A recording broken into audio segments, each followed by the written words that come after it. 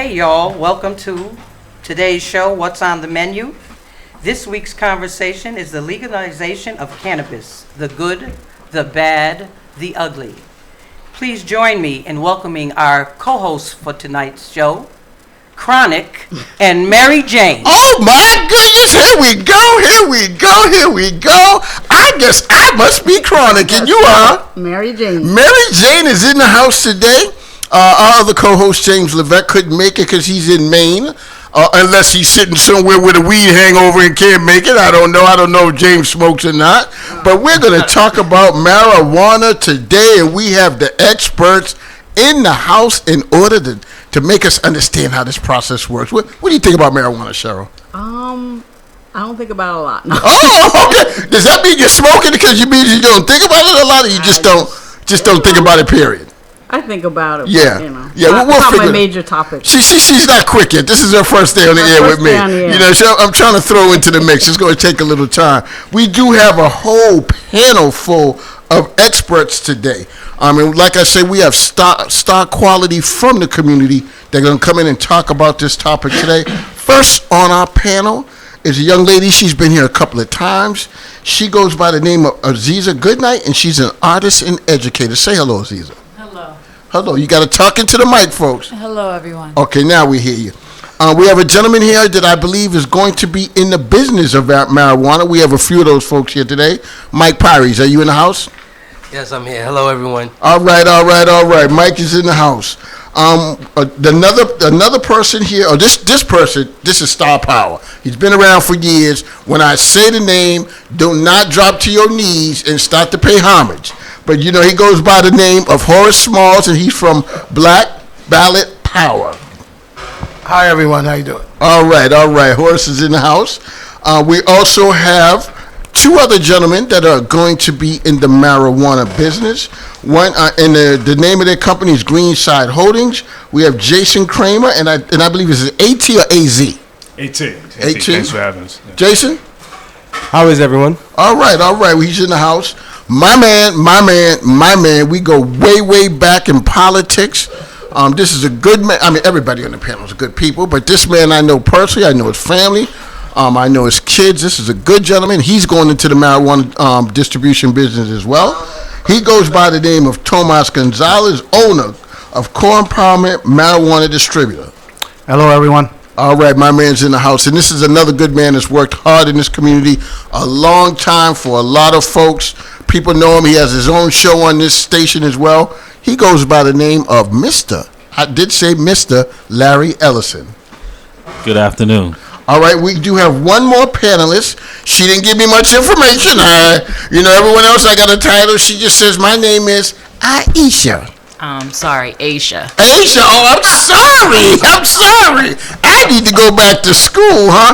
I was a little surprised, too, that no one came in the room today smelling like marijuana. They may have had it in their pockets or something. Yeah. All the other shows we have, everyone comes in smelling like marijuana. I couldn't believe it today. Just to mention, too, throughout the process of the show, we're going to do something called Play the Marijuana Game, which means that I will start out by saying a word that means marijuana, and we will just go around the room, and we're going to see what your knowledge is of slang or any one word that means marijuana. All right, we're going to periodically throw that in. Cheryl, what do you think about that? I think that's a great concept. A great concept. Come on, Cheryl, relax. You're still all tight on me. So I want to go to a couple of people, Tomas and Jason. Please explain to me the process around the growing of marijuana and the distribution. Legally, I mean. So in the commercialization in Massachusetts, if you are going to be like a standalone retail dispensary like we have, you're going to be purchasing wholesale product from one of the major wholesalers currently doing that in the state that has a retail license. Right now, there are probably about 7 to 10, maybe a little bit more, that you can basically grow from. But most of the folks that have licenses are vertical operations, so that they grow, they process, and they actually dispense or do the retail side themselves. Okay, Jason? We focused mainly on cultivation first, so We're actually growing out a warehouse, about 25,000 to 40,000 square feet. And it's a lot of equipment that comes with that, electrical pumps, fans, a lot of high utility bills. But like Tomas said, he's right. We then wanted to do a dispensary following that. So we will end up packaging on site and then dispensing to ourselves. But we will also be dispensing out to other retailers across Massachusetts. Okay, Mike, I understand too, you're going to be in the marijuana business as well, is that correct? Yes, that's correct. So let me just ask a question. We have 3 different people here. We have AT, 4 different people that are going to be in the business. What would make me shop in your shop rather than someone else's? Will the shops be different, and what way will that occur? I mean, at least speaking for myself, I'm going to be building off a cannabis lifestyle brand that I started in 2011 with some childhood friends called Kush Groove. We've built a lot of market Kush presence. Groove, very creative there. Yeah. So we built the market presence in the last decade.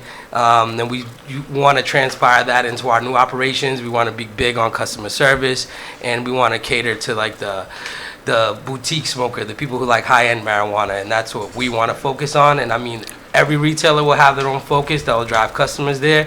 That's ours. We want to cater to the urban market. That's what we feel will separate ourselves from other dispensaries and get those folks in our door. Okay. I want to get right into this because I've heard a lot of people discuss this, and I'm opening the floor up. There have been a lot of criticism around the fact for years. A lot of black folks are in jail doing a lot of time. And Latino. And Latino. Sorry about that, Tomas. Sorry about that. A lot of folks of color in jail doing time for selling marijuana. Now it seems as though that the business is opening up, and there's not a lot of folks of color that are having the opportunity to engage in this process. What do folks think about that? Speak up. I mean, I'm going to jump in first. Obviously, you have to have a lot of bandwidth. It's not easy to lock down a location that owner doesn't have, that has some kind of mortgage on it. It's not easy to get through the community process. And it's certainly not easy to sort of find the financing and the team to sort of make this happen. So, it's easier for a larger marijuana group to come in from out of state or that's currently been in here since 2008. But it has been increasingly difficult for people of color to do it, but it's not impossible. And I just want to reference just by 3 of us here, So I would never say we couldn't do it because obviously once you made the door open, we can. I'm the one here who's on the Cannabis Advisory Board. Okay. So I can talk to me, baby. Okay, Talk to me. So I can tell you that it's one of the greatest challenges. Tomas is absolutely right. One of the greatest challenges that we have is trying to make sure we're the only state in the country that has what we call social equity as a priority. Now, what's written on paper is not actually how it's practiced. Because the dilemma, quite frankly, is that you need to have capital in order to start a business. You can't get it from banks. The federal government says that marijuana is still illegal, so you can't get access. You said marijuana is still illegal? According to the federal government. In the federal level, State it's still in the laws. illicit State laws zone. and then the federal laws. Okay. And so the consequence of the federal laws is that you can't go to the bank, you can't go to the credit union, you can't go to a labor union, you can't pull down loans. So the challenge that we have, and myself and... So these are private folks and private... Well, it's because of a thing called 280E, but we can get into that. We can explain that. It's the biggest thing impacting all of us in this industry. Okay. Right. I mean, the challenge that we have is we know, as the advisory board, which pretty much wrote the regs, authorized the Cannabis Control Commission to put in legislation for a loan fund. They haven't done it yet. Myself, Chanel Lindsay, who's also on the board, and working with State Rep Bub Williams from Springfield, we're going to be introducing legislation in September to make sure that loan fund happens. Okay, I'm now, sure. The question becomes, are them good Democratic white folks from Plymouth going to support that? Okay. Because it's going to go to people of color. Like I said, Pete, you hear a lot of the negative stories. Can anybody on this panel talk about any positive? Before this legalization and anything that's occurred during the fight to get it legalized, can anybody give me any positive stories that they know where marijuana has helped someone? I mean, I guess I'm not gonna be the shy one. I have been smoking for a long time, and it's helped me a lot. Okay. Especially if you got alcoholic parents. Let me just start there. Sure, Well, sure. We can take that aside and have Sure. a different discussion. But in my lifetime, it's never been anything negative. It actually has helped me, and I would say that it's all very individualized. Sure. So how it impacts you is all up to you and your own personal chemistry.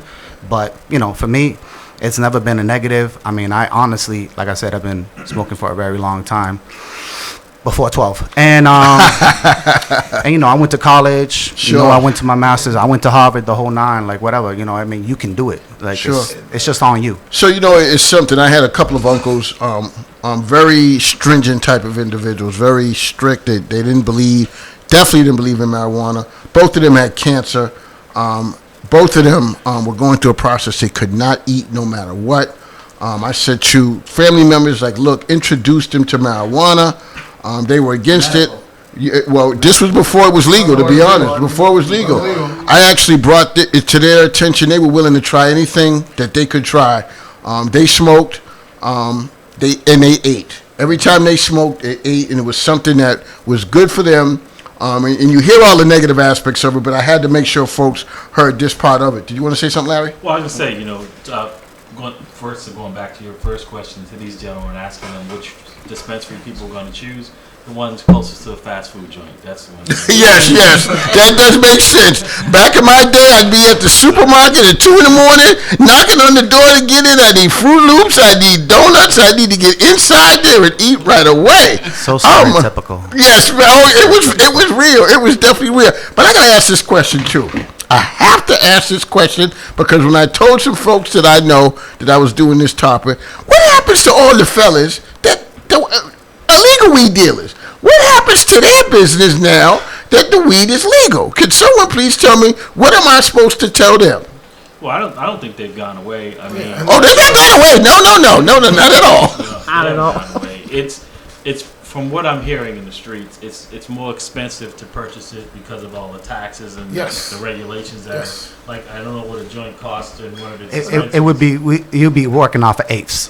So, like, Eighths, if an okay. eighth is $40 in the street and it's $50 in a dispensary, you put that $50 plus tax, there it becomes cost prohibitive. Okay. But they forecast it to be generally it's going to even it out because I mean there's people who already are speculating as to decriminalizing it across the federal level, which will it'll balance out the prices on a larger scale, and then the more licenses that are granted, which everyone is telling us, the state's telling us, different cities are telling us that more licenses are going to be issued. Okay. Once Yeah, that, I'll- once just to that answer happens- your- just to don't answer have a your- criminal background. Yeah, but just to answer your question, if you were looking for some direct correlation, Colorado had something that just came out that basically said that the black market industry is actually honestly grown Yeah. because Oh, it's absolutely. oversaturated Yeah. and because other folks aren't legal, so they're able to export as much product as they possibly can. Let me throw these two questions together for folks. You always hear about the issues around being marijuana being a gateway drug, that it's going to lead people into other issues. I see a lot of smiles here, and I also want to know, like any other drug, alcohol. I'm going to start by saying it's a Let me plant. just say this. Let me say this. Can you overdose off of smoking too much marijuana? No, you I can't. tried this morning. You can't. Oh, okay. You can't OD off of smoking. From experience. Because you have to stop to eat, right? You got to stop to eat in between. What I was going to you say. may get too high, but it's about keeping people calm. Yeah. Okay, getting them to relax because at some point everything mellows out. We've had these conversations on the advisory board. We have a public health committee of which most of the doctors are members of the Nazi Party, and who want you to believe very, very seriously. Did you say Nazis? Nazis. I mean, Nazis smoke weed? No. They probably do too, but They are no. They're very, depending on, you can pull statistics out of anywewhere. Okay. Like Anslinger. And so their statistics are like, oh my God, if this gets to children, they're going to grow a third eye, they're going to lose an arm. You might see a third eye. I don't know if they're actually going to grow it. You might, but scaring people and using bad information and bad logic Which is- and hiding which has been behind the tactic forever. Which has been the tactic forever, and hiding behind a medical degree behind it is wrong. Okay, so everybody here is supposed to be so smart about weed, right?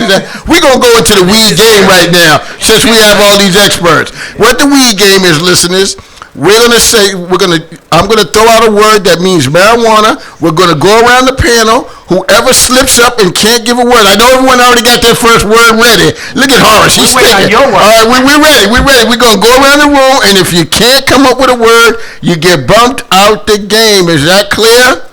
And we're going to go in this direction here. Here we go. The word is the bomb. Cabbage. Off the chain. Joint. Ganja. Snoop Dogg. Fire. Bud. Money. Roach. Chiba.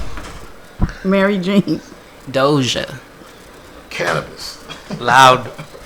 The thing I smoked this morning. No. Okay. Go ahead. Exotic. Books. Diesel. Pot. Gold. Broccoli. Ganja. I'm out. Oh, Horace is out the game. We were rolling. Oh, come on, Horace, man. We in the same age group. You supposed to hang in there. Acapulco. No, you already out. You already out. Are we into the national questions? Is that what you were telling me, Gail? We All are right. The national question. All right, so we have some folks that have some questions that have posted some things on our website. What do they have? What do we have, Cheryl? Okay, so I'm sorry, Mary Jane. Okay, so we have Matan from South Carolina, and he asks, has Massachusetts learned nothing from the Boston Tea Party by setting such high tax on the cannabis industry? Somebody. I'm going to say probably not. It's Taxachusetts. Well, that's why I was wondering, because you said it'll come down with the federal. I think it'll only go up because then they'll be taxed. Exactly. So I don't. No, we already get taxed. So one of the things that, just off the grip, we get taxed at the highest percentage. There are no deductions, federal or state, for any cannabis industry business. No, but I mean, if the federal government comes in, they're going to impose another tax on it. Would that be fair to say? No, they already have a tax. Oh, the federal The government. federal government, so it's an illicit business. We can't get any money from the banks and such, but they still get taxes from it. Yes, you can look confused. They get their 32%. Yeah. Regardless. And there's an anonymous nurse from Colorado that asks, should there be a growing concern over the number of incidents where children are overdosing on edibles, much like the opioid overdoses where kids think it's candy? Folks, how are you going to control that? And I would like to just say, as a scientist, there is a way to overdose on marijuana, THC, and it is ingestion. Ooh, she's a scientist. I'm going to say she has an opinion. Because She has an opinion. Because if she has any documented information that can Yes, demonstrate where someone has done that would be there are good. toxicological reports. I'm not I did vote for cannabis legalization. I'm just saying that. So when being people that I was do a person overdose on cannabis, who tried early. cannabis, edible, depending on, you got to take it slow and moderation. Can you tell me because what if kind of you edible do- it was? It was a good old brownie. A good old It brownie. was a great brownie, but you had to pinch off of it because whoever was the person that made that brownie, I praise them. So- and So I the don't- saying is you it can was always beautiful. the saying is you can always eat less, but you can always eat more, but you can never eat less. So if you ingest too much and you don't regulate that, and you just keep eating and eating, yes, in fact, you can. It's a overdose. possibility. It's a possibility. Retail shops have a cap on the milligrams Exactly, I that was you gonna can say use. that. So the higher Sure. milligrams usually come from Which is medical 5. patients. Right. So we usually tell them the edibles they should keep locked up in safe storage places, Perfect. almost like you would with maybe Alcohol. a firearm. And- You would keep it locked up Yeah. and away And from they're all children. in childproof. Now we But, compare yeah, I mean, that's opaque a firearm. packaging. As It is still to a drug. answer the original question, which was about the packaging, is that people went to great lengths, weeks and months, debating and discussing, how to make children safe, because that is, in fact, the number one priority. We have to count on parents to have enough sense to do the right thing. But the way what we've got now in Massachusetts, you practically have to have a degree in engineering from MIT to figure out how to open up, the packaging that marijuana establishments gives you to put the product in. Okay. But now, can I put my police hat on for one Sure, second? here we go. Because we're talking about safety, right? And people think, yes, it is legal in Massachusetts now to smoke weed, But people think you can drive down the street. And Oh, no. Oh, no. No, but Nope. this is what happens. Yeah, that's true. And you know, that's the irresponsible part that people. It's no different than someone getting behind the wheel. I appreciate that question. Let Cheryl ask her next question because I want to go back to that. Okay. That's on my list. Go, Cheryl. Okay, Margaret from Roxbury says, should private companies list the names of their investors to ensure that there is no political corruption in the granting of these 54 licenses? Good question. So in the city of Boston and in the state, you have to submit all of your data, all your finances. It has to be absolutely transparent. Okay, so, and I just did that, so I know that that's something that has to happen. Because Margaret said she was at a community meeting and the person that was trying to promote their shop that they want to open on Dudley Street showed the addresses of the investors but would not disclose their names. Oh, but they have to do that because all of them are under some kind of NDA, and that basically is a non-disclosure. She's asking if they should. Okay. If they should, not their investors that way, because they have to do it in the local and in the state. Okay, we're going to introduce our sponsors right now. Gail's going to give us, and then we're going to go right back into this question. I definitely have some questions around the personal use. Gail? During every show, we'd like to always thank our local sponsors, and that would be Urbanica, Build and Design, Eddie Jenkins Law, Callaway Graphics, Sweet Embers Bakery, J. Rockwell Sound Studio, Shun's Kitchen, Janie Construction, Leo Papil, Entrepreneurs and Business Owner, George Kramer, Suya Joint, Leading Ladies Hair Salon, and an anonymous donor. Along with that, we have some national sponsors: Better Belly from Chicago, Illinois, The Shop, Bethlehem, Pennsylvania, Apon Concept Productions out of Miami, Florida, and Campaign Industries out of Chicago, Illinois. Yeah, I want to thank all our sponsors that have been there for us. I'm going to throw a little monkey wrench in this. We're going back to the weed game, folks. We're going back to the weed game, and Horace, you are out. All right, you are. Okay, I'm going to use yours. Acapulco, Cheryl. Hemp. Perk. Kush. What was the question? Tomas is out again. Tomas is out. All right, here we go. I want to get back to what Larry was talking about. So, I'm in my car. I just purchased an ounce of marijuana. I'm driving. I decide I'm going to be in the parking lot. I'm going to roll a joint, and I'm going to take a ride home. Can you pull me over in my car? I got the windows open. I don't even want to play with it. You can smell the weed coming out of my car. Can you pull me over, and can I get arrested for having my weed and for smoking a joint? You're still black going in home? America, so you're definitely going to be pulled over. Yeah. I don't believe you would be. I want to hear about that. How does that work? Well, it's no different than driving under the influence of alcohol. You're under the influence. It's just the same as someone who has prescription medication, and it says on the bottle that you should not drive. It causes drowsiness. You're responsible for your behavior. But people think because it's been decriminalized that they can go around and do it. A lot of times there's a fine involved, but no jail. Let me throw something else into that then. Okay, so in the past, you could use the smell of marijuana as probable cause to check in my vehicle for other things. I mean, in 2008 or in 2009. I just bought an ounce of marijuana. You definitely can smell it. Does it give you the right to now go in my car to check for illegal weapons, other drugs? No. So that can't be used as probable cause anymore? I think it's 2008 or 2009.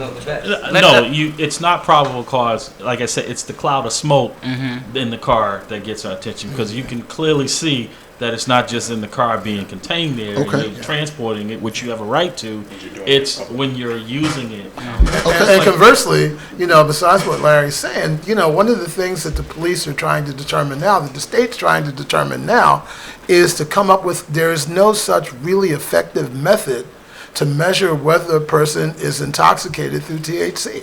Well, so they're still trying to work on that right now. If they have their hand jammed in 4 bags of potato chips at the same time, we know that they weeded. Would that be accurate? But the point is that you're still black in Massachusetts. Okay. And you're still black in America. But we ain't talking about color here. We're talking about if you got steak and cheese all over your lips and you just walk around like no one notices it, that you weeded. Would you agree? No. Would you? No. I could just be You green. I think like with anything else, people have different levels of tolerance. Yes. And I think that's what's hard to determine is who has high tolerance and who has Exactly. lower Okay, tolerance. so I can't drive and do it, but now, me and my boys, me and my crew, we're just walking down the street, we're sitting in the park. Can we sit in the park and enjoy a marijuana joint? No. I don't think you should out of respect for people, children, Exactly. public Don't. places. Well, You okay, shouldn't. I understand you shouldn't. that. I wouldn't. and I don't understand think that, anyone but should I'm just either. saying, can I be arrested?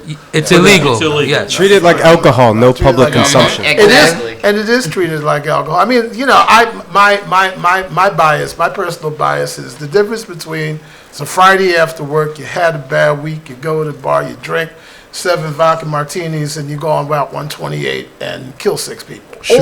Or you go to the weed bar, you know, have a joint, have an edible, have a shatter, get in your car. You may go 20 miles an hour. Excuse me, did you say a shatter? What is Shatter. it? Is Is that food? It's somewhat Like a concentrate. It's a concentrate of, There's oils, there's shatter, there's Okay. gummy bears, which is my addiction personally. Okay. So, Wow. you know. So you got the sweets and the weed all together in one, huh? Yeah. And some of my best meetings are. With the gummy bears. Right. So, but the point is that you pick your poison. Right, I mean, like, you know, you could either, you know, drive home, you know, high with Sure. a cheesesteak Take a in your, chance. with a cheesesteak in your mouth, and driving 20 miles an hour slower, or you could get drunk and kill people. Sure. Which is your call. So we know marijuana is here to stay. We know it's here to stay. Can anybody tell me about what are going to be the benefits for our community now that marijuana is here? Aziza? One of the things that will be a benefit is that there's so many ways to get into the business without actually selling weed. One of the things that I'm working on is working with artists to sustain themselves through creating logos and packaging, culturally relevant for me in business. It's just something to sustain us as people. So just like the fact that there's so many different ways, like there's curation like these gentlemen are doing. There's so many ways to get into the business without selling the actual flower or concentrate. I'm going to say the first main benefit is that it's legal. Let's just start there. Black and brown people are no longer going to be arrested in disproportionate numbers in comparison to white communities. So let's just start there. Secondly, there's a huge tax benefit that comes from it. Like right now, like $176 million as a result of it. Explain that, Tomas. So, you know, every month numbers come in of how much is being sold. It's being tracked exceptionally hard, just like the Gaming Commission. So, you know, since it started, $176 million in revenue has been collected from this, and 52 million of that, or 42 million, is in taxes. I will say, if the economic empowerment program does its job, then the economic benefits will be invaluable to the community. If it does its job, right now it's obviously showing that there's some hurdles and it's not doing its job because I because can the agree. point is to Yeah. if the community's really going to benefit from the tax revenue, then people who own those applications or those certificates are going to No, be the I owners. would say They have to be the Pure owners. They Oasis can't is the be- best example, it right? can't be other First people. Boston dispensary to Can't get be- licensed, first recreational license, Pure Oasis, economic empowerment, Yeah. Grove Hall. They had a lot of hurdles, but you know what? They got it through, and that's exactly what should have happened. That's a We need neighborhood who minority needs it. equity. Tracy, Equity. Absolutely, Tom. Good point, Tomas. I mean, the point behind the legalization in the first place was the economic benefit that could come to the African American and communities of color. This is the first Should be time their in industry. It right. should This be is the this first industry. time in 400 years that we have actually had the ability to be at the table to plan our economic future. You know, we didn't have it when Eli Whitney came up with the cotton gin. It didn't happen when they came up in the 1880s with the Industrial Revolution. It didn't happen when the hippies came up with environmental solar energy.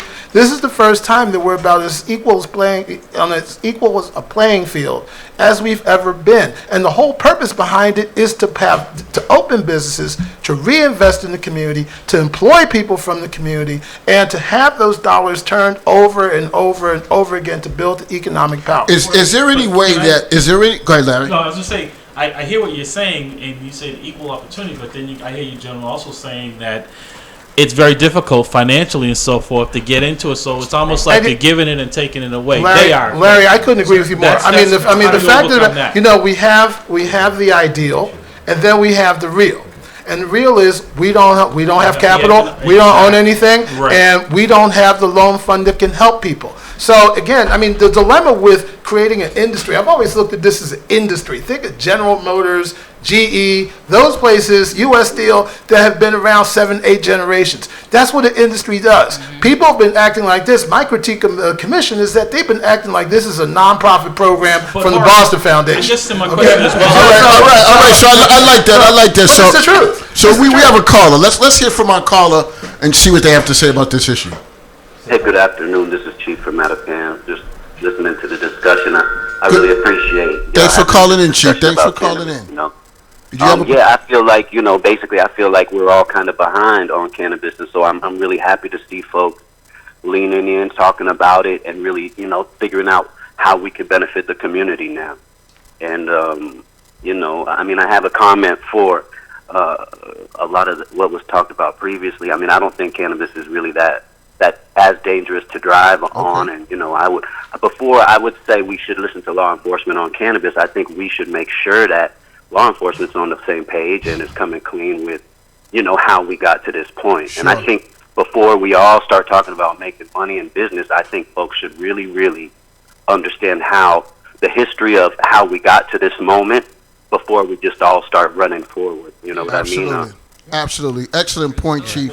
That's I want to go into something that kind of definitely deals with what we've been talking about. So for all this, for years and years, drug dealers, that was a negative thing in our community.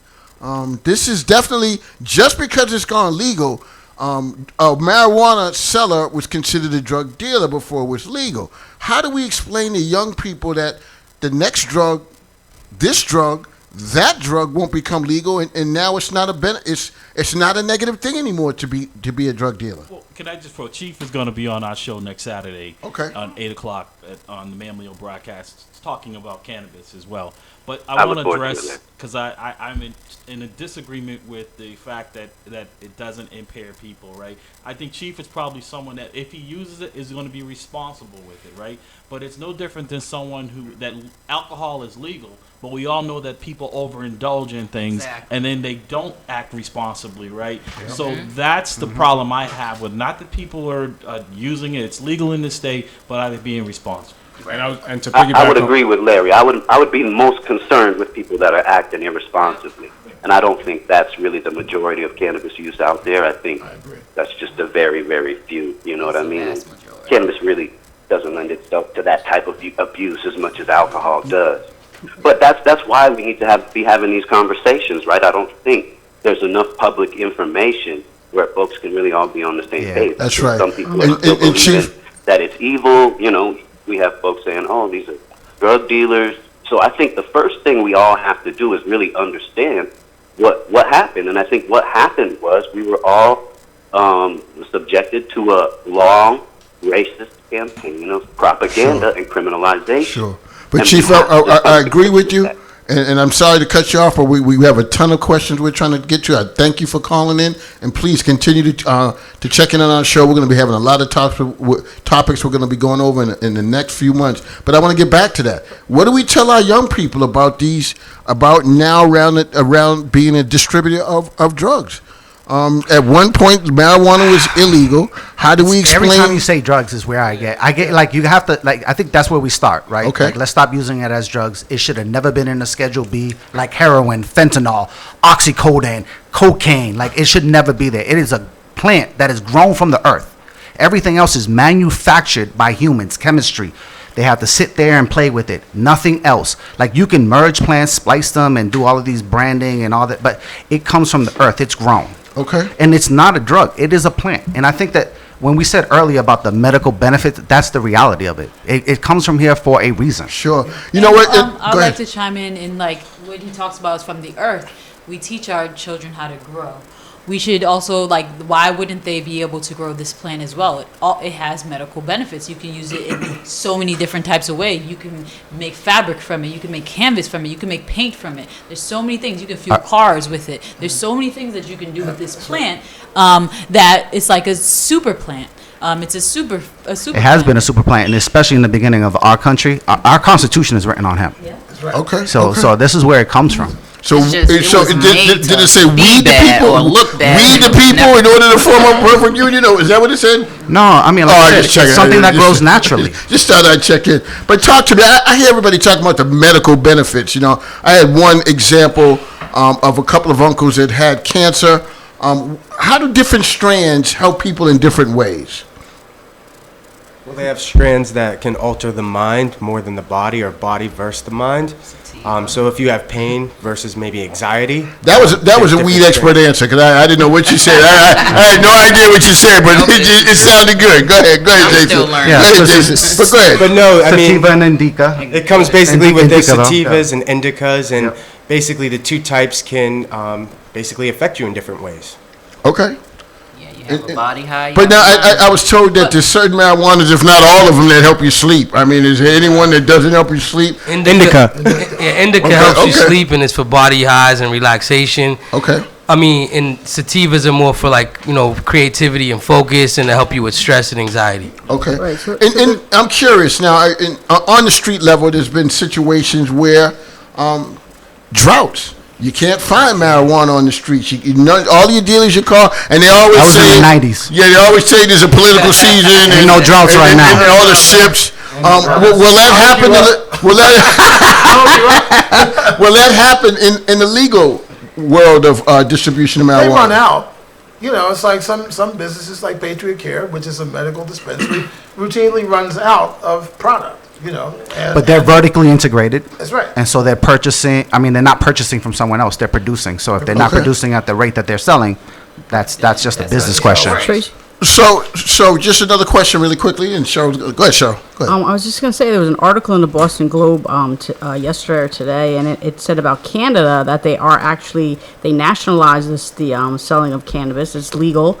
For a long time. Yeah. Can I finish? Go ahead. And they are actually in a cannabis drought. They can't keep up with the sales. That's all I wanted to say. Again, business. You open the doors before you had the product in hand. I think what makes Massachusetts so unique is that they are actually looking at how much cannabis is going to be produced and how much is out there for, how much are going to be out there for retail space. They've done a lot of work looking at what didn't work in Colorado and Washington and Oregon and California. And what works in Massachusetts is we can't put out as many licenses as everybody else because you oversaturate the market. You can't overproduce the product.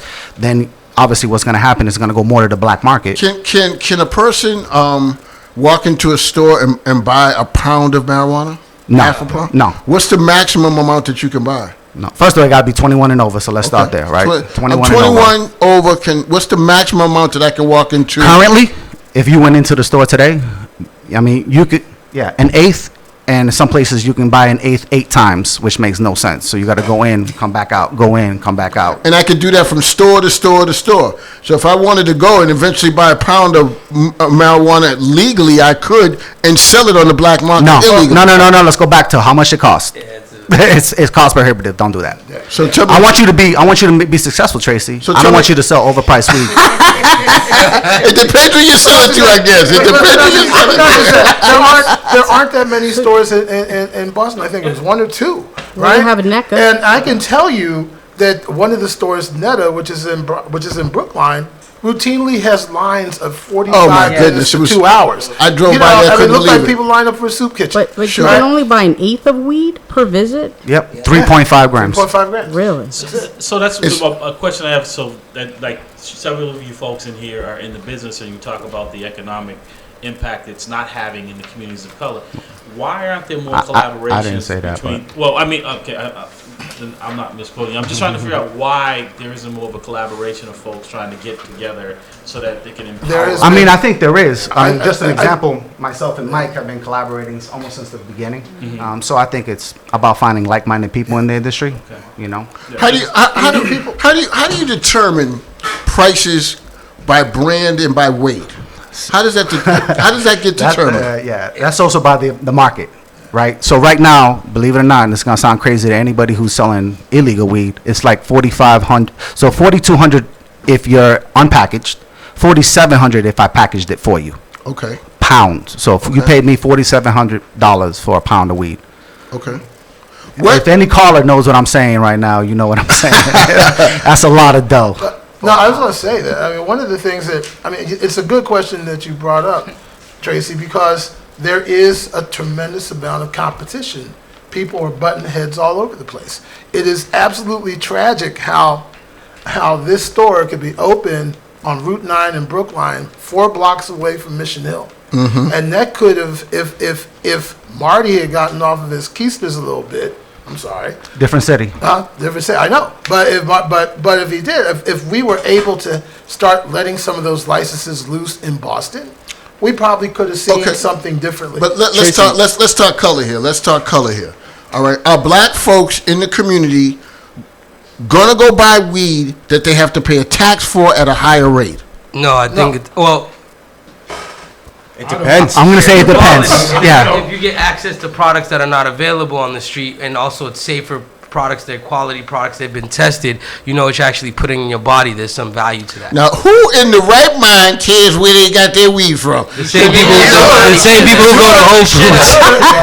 No, but there we go. I mean, not to make this seem any other way, but Whole Foods is not a neighborhood, Roxbury, Dorchester, Mattapan type of supermarket. Let's be honest. How many black folks are going to go into black and Latino are going to go pay a tax on their? We hope a lot. Think of it like premium Hennessy.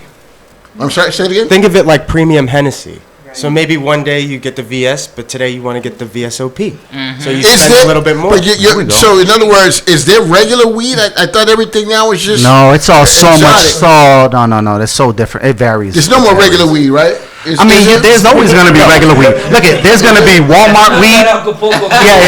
There's going to be Walmart weed and there's going to be high-end boutique bud. Right? Okay. That's going to always vary. Since you said that, back to the weed game, folks. You two are out of it, and I'm going to start with Thomas's Walmart weed. Reefer. Black Diamond. Yes. Ganja. A happy. Stigma. Diesel. Loud. Blaze. Crazy. Indica. Oh, no, that was used already. That was also used. So I didn't want to call you out. But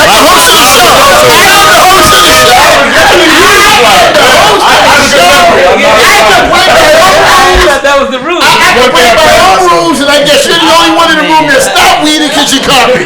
Everyone else just let it go. Everyone else let it go. It's my show. I can break my rules. No more game. Tracy is out.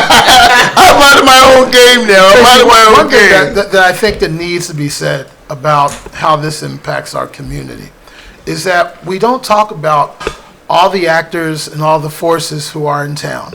Okay, there's a thing called big cannabis. You know, these big corporations are in town. There are national corporations like Green Giant and Amazon and those folks. Amazon thinking about delivering services. Sure. There's this huge amount of presence. And they've hired, and how that manifests itself by you look at the literally hundreds of lobbyists.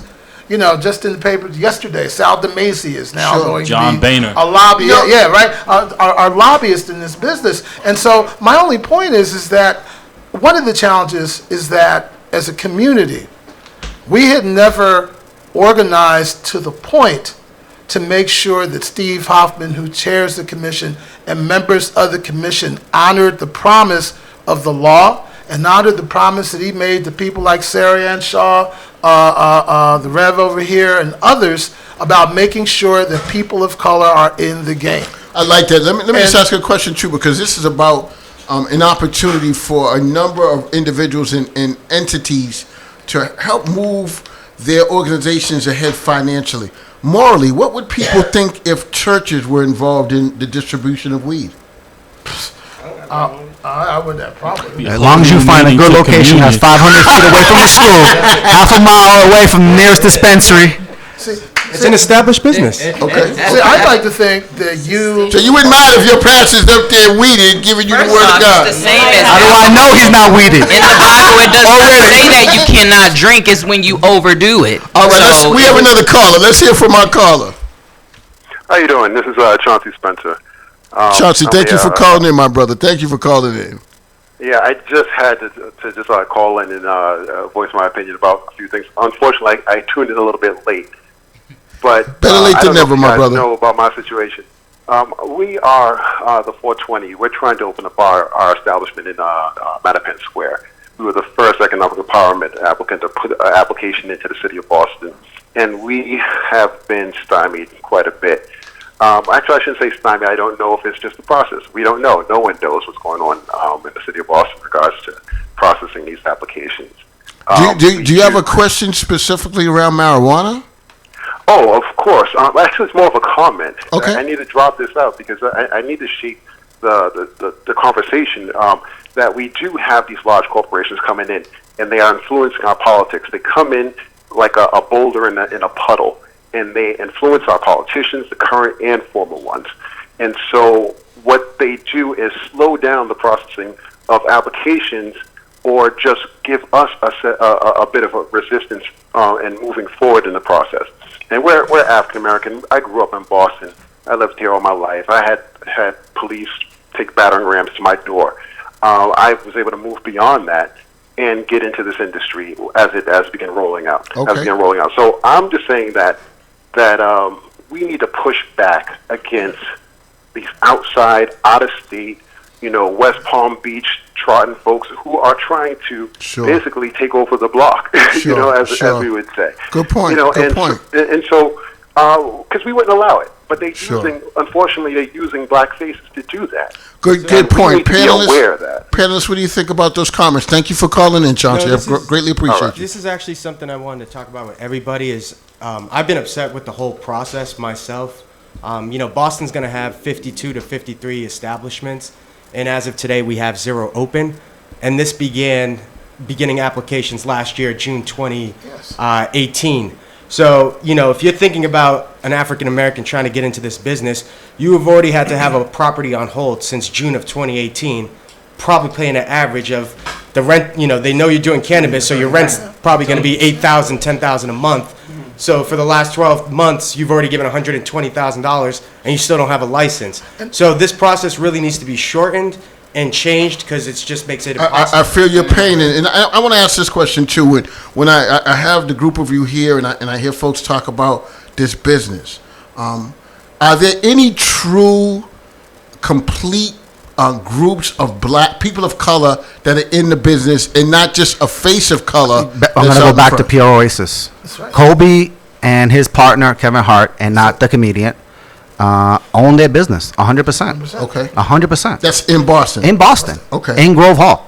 They're one of the first to get through. So, so we do have true businesses of color that are selling in the marijuana business. Yeah, but going back to the brother's point, the caller's point, is that we have to pay attention to the politics of this. Okay, one of the things I learned a long time ago, the first rule of politics is there aren't any, and the second is to learn how to count. Okay, and on the Massachusetts Cannabis Control Commission, there are 5 members. We have 2 votes. We have Shalene Title, and we have when money's not involved, we have Steve Hoffman. But we have 3 very Irish sisters, led by Jen Flanagan, who's actually running the commission. It's no accident that Charlie Baker made her the first appointee. She was a state senator from was it Worcester? Yeah, wherever she was from, so, White World. She was a state senator from White World, and and was very much against issues that Democrat, but was never really a part of any conversation that dealt with black and brown people. In fact, when they had hearings here in Boston, if you recall, the only 2 people, not 5 people showed up. The only 2 people who showed up was always Shalene Title and Steve Hoffman. Not the 3 white women that showed up. Okay. And those decisions, and they have made decisions that have reflected and have essentially hurt our community. I'm telling you that one of the things that absolutely has to happen, because I'm gonna make this real quick, is that on the next show, you, Larry, whomever, you should bring in Steve Hoffman, bring in the chairman, and ask these questions of him, and show him that there's a constituency in the community that actually gives a hoot about this, that knows that, as my brother said, they're getting screwed. Sure. They know that. The one thing is, and I've had this conversation many, many times, if we want our community to be actively engaged and have power, we have to vote. And we talk about that, we talk about it. I'm tired of talking about it. We have to vote, and we have to make our own decisions in regards. I don't care where you're voting, just vote. Get involved in the process. But let's get back to this. where should government invest this money back into the community? Because I'm really concerned of once the taxes happen, where should this money go back into the community that is being taxed on marijuana? For me, I think that some of it should go back into the public art fund. So similar to the 1% for the arts, a way to employ artists through taxes. I also think that we should get taxes from alcohol and what else? Also the gaming. Like I think part of it should go back to public art. It's something that's totally underfunded always. And it would be a major boost to education, better books. Yeah. And Tracy will agree with me on this one. The City of Boston Pension Fund. It sounds good. Sounds good to me. I'm going to say it should go to areas of disproportionate impact. And that's really what the law says, is that areas that have been disproportionately impacted by the illegalization of marijuana should be the first neighborhoods directly impacted by the benefit of marijuana. So where I grew up in Eggleston Square, where other cats grew up in Dorchester, Mattapan, wherever, if you are in an area of disproportionate impact, that should be the first and foremost. I will say, because I love that there's a concern to reinvest the communities, but again, they have to be minority owned, because otherwise this is just going to be another mechanism of gentrification. Yeah. I don't want this industry to be another form of pushing people out of the communities. And that's what's going to happen if you put money into it and you make everything more expensive. Because right now the money goes to the state. Sure. It goes to Charlie Baker. We have no idea where it goes. But there's a host community agreement of 3% that goes to the city, and then an additional 3% that also goes to the city in the form of a tax. There's another population too that's very. Marijuana is a very cultural thing, and it seems to be the drug of choice for the younger population. What about in professional sports? So why are there so many old people out there in those lines in Brookline? I think it's a universal thing. I was trying to transition into professional sports. Ain't a whole lot of old people playing ball. So you and I have already had a disagreement about this from jump. But let me bring this out. Let me just ask folks the question. I appreciate that too, Tomas. What do we do in the fact that a lot of our young people that are not a lot, small population of young folks that are in the NBA, NFL, they deal with these real injuries. They're playing very physical sports. Can you imagine? I played college ball. We played 30-something games a year. To play 82 basketball games a year. To play 16 NFL games. The punishment you put on your body.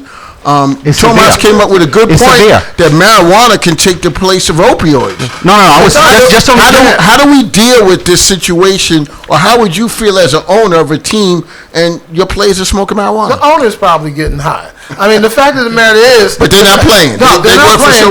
But what they do have, they all have to pay attention to their corporate doctors. The corporate people, the corporations who invest in these people, the Pfizers and all these folks that keep people, that get these players addicted. I had a hip replacement. They gave me 300 opioids. I still got it sitting in my closet. They constipate. Don't say that. Someone's gonna come rob. Well, that's what good. I was actually saving it for when I go broke. But no. The point is that opioids harm you. Sure. When I did cannabis, when I switched to cannabis, I had a quicker recovery time. Everything was better, huh? Yeah, well, the food smelled better. The grass was greener. But a lot of help with my injury, but it relaxes. Exactly, athletes use cannabis to relax, to help with their injuries, to help. They do that. At some point, you would think that this will be negotiated in a labor contract. But can I just quickly go back to what you guys are saying about this money going back into those communities that were impacted? I think we have to be careful and make sure that we navigate that correctly, because those communities are changing. Right. That's right. Good point. They're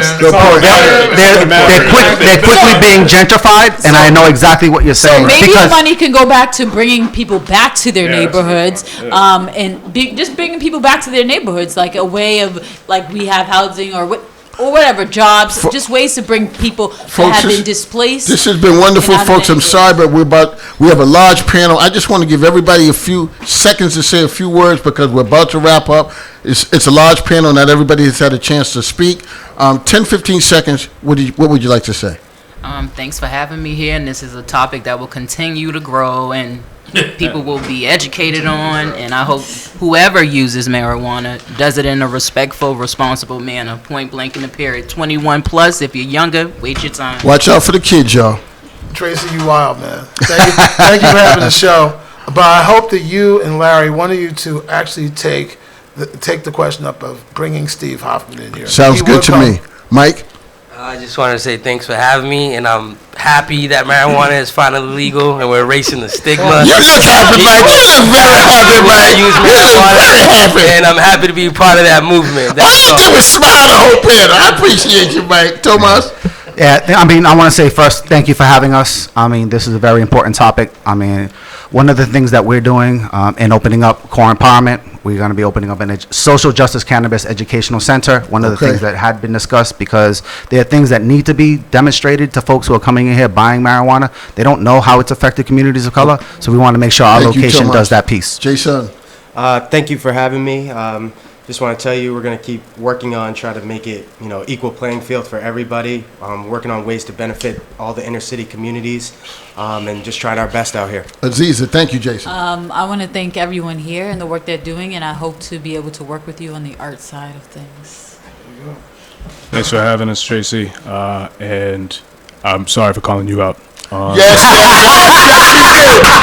you did. I'm going to say quickly, we're going to continue this conversation this coming Saturday on the Mamleo broadcast at 8 a.m. So anyone that wants to call in, or if you have somebody that you think should be here, give us a call. We'll be here. Folks, listening on Mamleo this Saturday, 8 o'clock. I want to thank all our panelists for being here. This was a wonderful discussion. We love you.